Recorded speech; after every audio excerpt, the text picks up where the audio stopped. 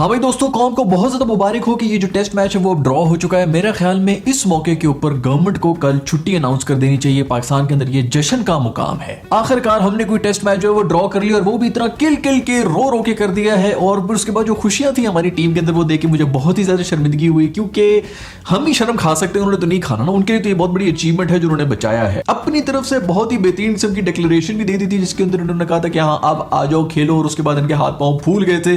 वो 10 रन पर ओवर के ऊपर जा रहे थे, तो अगर बैड लाइट ना होती तो उन्होंने अभी भी चेज कर लेना था। उसके बाद जो इनकी चीखें निकली हुई थी शुरू में बड़ी मस्ती में, जब उन्होंने कह दिया कि आओ आके करो। और उसके बाद जो है फिर कोई सोल्यूशन नहीं थे, हाथ पांव फूलना शुरू हो गए। फौरन सूरज की तरफ देखना शुरू हो गए कि यार सूरज नीचे नहीं हुआ, पैरों को इशारे करने में अंधेरा हुआ नहीं। अभी दोबारा कभी गलती से भी इस किस्म की डिक्लेरेशन ना करना। आप लोगों के अंदर दम ही नहीं, इतना खमीर ही नहीं है। प्लीज रिलैक्स कर जाए, इतने ज्यादा ओवर होने की जरूरत नहीं है। दूसरी जो सबसे बड़ी न्यूज है वो ये है कि जो हम कल डिस्कस कर रहे थे इस वीडियो के अंदर कि इन्होंने एक सेशन के अंदर कोई ना कोई लिद करनी ही होती है। पिच के बीच में जाके जो है वो यूं टांगे चौड़ी करके जुलाब की एक लंबी लकीर खींचते हैं। वो इन्होंने कर लिया इस मैच के अंदर भी। एंड के अंदर आके इसी तरह बच्चे, और बच्चे भी पता किस तरह। देखो पहले तो लोग कह रहे थे सऊद शकील ने बचा लिया, इमाम ने इनिंग्स खेल ली, सरफू ने अच्छी इनिंग्स खेल ली, लेकिन जो असल में किसी बंदे ने बचाया ना तो वो बचाया है वसीम जूनियर ने, जो कि चलती फिरती विकेट है। उस बॉय की कोई लिस्ट ए के अंदर एक्सपीरियंस ही नहीं है। मतलब ऐसी जो विकेट्स होती है इनसे आप कोई उम्मीद ही नहीं कर सकते। इनसे किसी किस्म का आपको कोई गिला भी नहीं होना चाहिए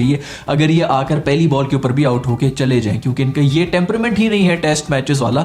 और ये उसके अंदर भी एक तो 40 रन बना गया, ऊपर से बहुत ही जो क्रूशियल किस्म का टाइम था वो सर्वाइव कर लिया इसने। और जो पॉजिटिव इतना खेला है उस तरह से हुआ ये कि कम से कम जो न्यूजीलैंड वाले थे उनके लिए टारगेट ऊपर हो गया, क्योंकि अभी भी उन्होंने 50 रन तो बना लिए थे। ये कोई 70-80 रन का भी टारगेट होता तो उन्होंने कंफर्म कर लेना था। और ये बात वही हो जानी थी कि उन्होंने 57 रन का इनको टारगेट दे देना था अगर ये वसीम जूनियर इनिंग्स ना खेलता तो। खैर बोले तो यकीन नहीं आ रहा था कि जो कल की वीडियो में बात कर रहे थे एग्जैक्टली वही सब कुछ जो है स्क्रिप्ट होना शुरू हो गया। मतलब हद है कि हर मैच के अंदर यही होना होता है। मुझे पता है कि मेरी वीडियोस जो है वो पीसीबी में बड़े शौक से देखी जाती हैं, लेकिन इसका ये मतलब नहीं कि तुम लोग इसको कॉपी भी करना शुरू हो जाओ मेरे दोस्तों। वो तो शुक्र है कि कल ही मैंने ये भी जिक्र कर दिया था कि यार ऐसा होगा नहीं, कम से कम ड्रॉ तो होना चाहिए इधर से जो है। और वो हो गया किसी तरह ड्रॉ, अदरवाइज ये ड्रॉ बनता नहीं था। इसका जो टोटली जो डिजर्विंग विनर था वो न्यूजीलैंड ही था, और उन्होंने उसी तरह की क्रिकेट खेली भी है। हम फिर बैकफुट पे ही रहे हैं, वही कंट्रोल करते रहे। हम पीछे से बैठ के सिर्फ देखते ही रहे कि अब क्या होगा, अब क्या होगा, अब हम किस तरह सर्वाइव करेंगे, अब हम किस तरह सर्वाइव करेंगे। जो पिछले 3 सीरीज से हम यही कर रहे हैं, सिर्फ सर्वाइव ही कर रहे हैं और तो कुछ कर नहीं रहे। नॉर्मली जब फॉरेन कंट्रीज आती है ना इन कंडीशंस के अंदर, तो वो पूरा एक गेम प्लान बना के आती है। उनको टेंशन होती है कि यार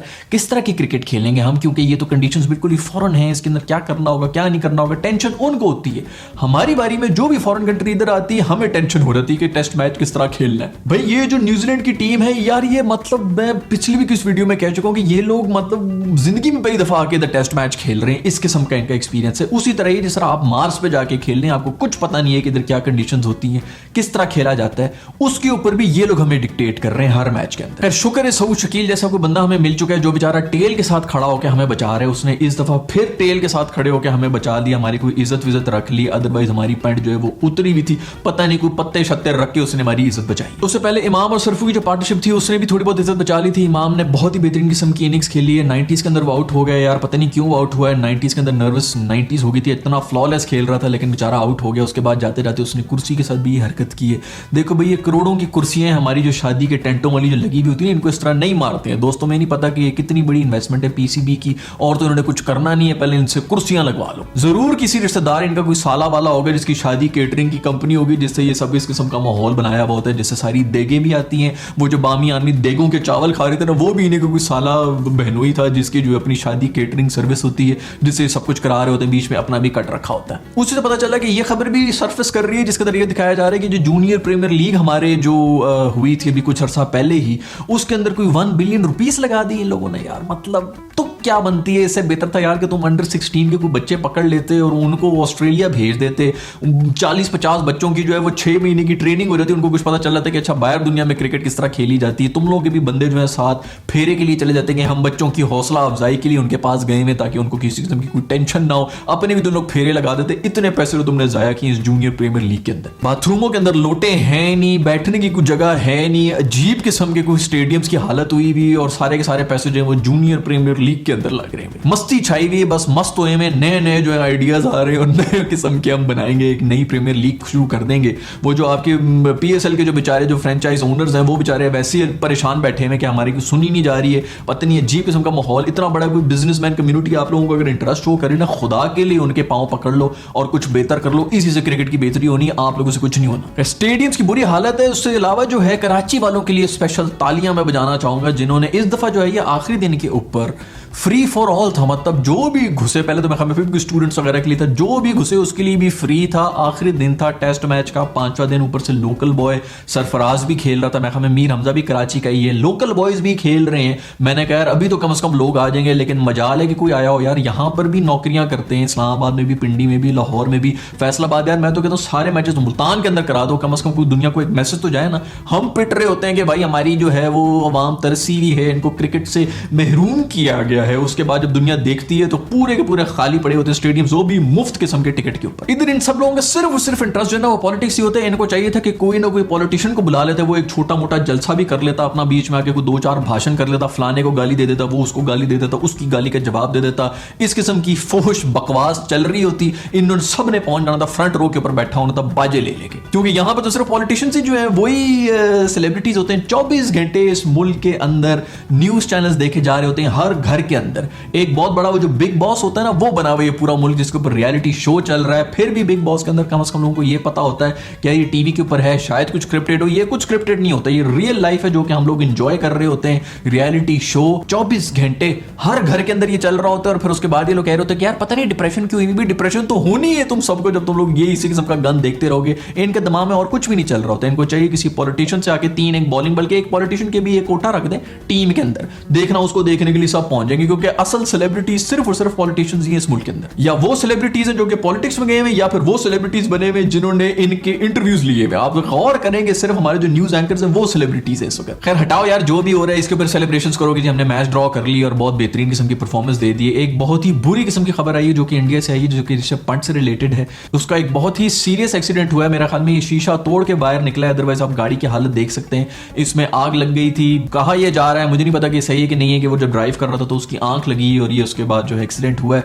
ये अच्छी बात है कि कम से कम वो इतना सीरियसली इंजर्ड है नहीं। न्यूज यही है कि कमर के ऊपर चोटें आई हैं, टांग के ऊपर सीरियस कोई इंजरी आई है, उसके अलावा फेस के ऊपर भी हल्की फुल्की चोटें। उसी के साथ साथ ये भी खबरें आ रही हैं कि वहां पर जब लोगों ने इनको देखा तो कुछ यंग लड़के इनको अप्रोच किया और उन्होंने आगे सबसे पहले इनका बैग छीना और वो भाग गए, क्योंकि उसके अंदर पैसे थे या कोई वैल्यूएबल से। माशाल्लाह 3rd क्लास हरकतें ये ना सिर्फ वहां पर हो रही होती, यहां पर भी यही हरकतें हो रही थी। कुछ खुदा का खौफ करो यार, इनको स्कूल कॉलेजेस के अंदर ना ये ABC और ये सब चीजें छुड़वा कर कम से कम कोई इंसानियत ही सिखा दिया करो। ये वैसे भी जो इंसानियत होती है ना वो घर में सिखाई जाती है, जो कि हमारे पेरेंट्स रेडी भी नहीं होते। ना बंदा जो है वो रेडी है शादी करने के लिए, ना बीवी और हस्बैंड रेडी होते हैं बच्चा पैदा करने के लिए, लेकिन फिर भी बच्चे आ जाते हैं। उसके बाद कुछ पता नहीं है कि इसका क्या करना है, हमने अपना क्या करना है। और फिर इसी किस्म के नमूने जो है वो बाहर सड़कों पर फिर रहे होते हैं, जो वक्त आने पर लोगों की मजबूरी का इस तरह फायदा उठा रहे होते हैं कि उनके बैग उठा के भाग गए। बहुत आला यार, इसी किस्म की परफॉर्मेंस चाहिए होती है। जो भी चोरी करके भागा है ना पैसे वगैरह और इस किस्म की चीजें, बेटा ये सब कुछ बाहर निकलेगा, बीमारी की सूरत में निकलेगा, कोई अपना मर जाएगा, कोई इस किस्म की चीज होगी और फिर उसके बाद तुम रो रहे होगे कि यार हमने किसी का क्या बिगाड़ा था। यही चीजें होती है जो वापस आती हैं,